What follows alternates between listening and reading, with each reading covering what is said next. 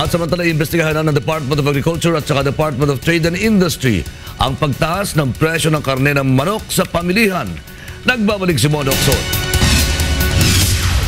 Naglibot ang mga tauhan ng Department of Agriculture at Department of Trade and Industry sa mga pamilihan upang matiyak na walang magtataas sa presyo ng karne ng manok. Iimbestigahan ng DA at DTI ang overpricing sa mga ibinebentang karne ng manok sa merkado. Ayon sa DA at DTI, dapat ay naglalaro lamang sa 140 at 145 pesos ang isang kilo ng manok.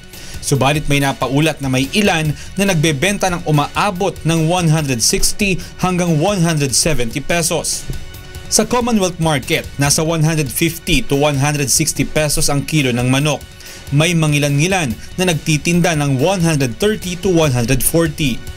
Dumadaing naman ang mga nagtitinda dahil mahal din daw nilang nabibili ang ibinibenta nilang manok sa mga supplier. Siyempre, pag mataas yung bigay nila, mataas din ang kuha nila sa farm eh.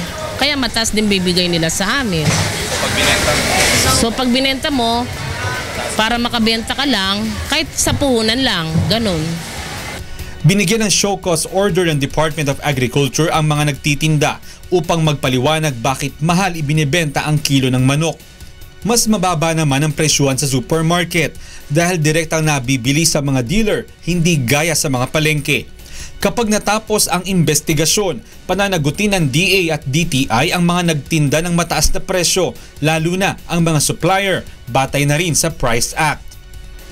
Ipapairal natin yung batas, Price Act, profiteering, may multa po yan, hindi bababa sa 5,000 hanggang 1 milyon po. Ang payo ng DTI sa mga mamimili, huwag kalimutang humingi ng diskwento kapag bibili ng karne ng manok. Nakahanda naman daw na magbigay ng discount ang mga nagtitinda upang mas makatipid sa bibilihin nating karne ng manok.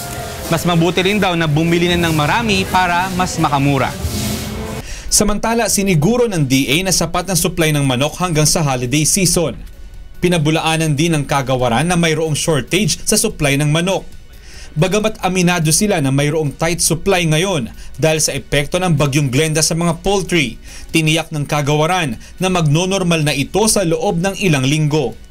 Para sa mga sumbong at hinaing ng mga mamimili sa mga nagtitinda ng sobrang mahalang presyo, maaaring tumawag sa DTI hotline number 751-3330 at sa Department of Agriculture hotline number 926-8203.